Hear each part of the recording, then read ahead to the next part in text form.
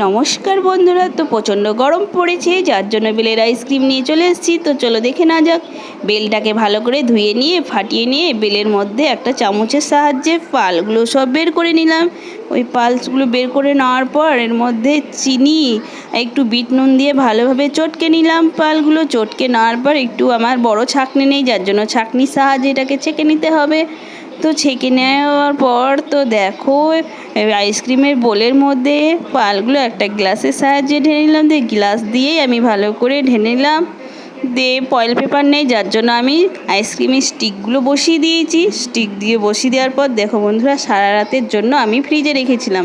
তো ফ্রিজে রেখার পরের দিনকে দেখো আইসক্রিমটা আমার পুরো কমপ্লিট হয়ে গেছে। তো চলো বন্ধুরা, তোমাদেরকে আমি দুটো আইসক্রিম তুলে দেখাচ্ছি। তো দেখো বন্ধুরা, কি সুন্দর অনায়াসে উঠে যাচ্ছে।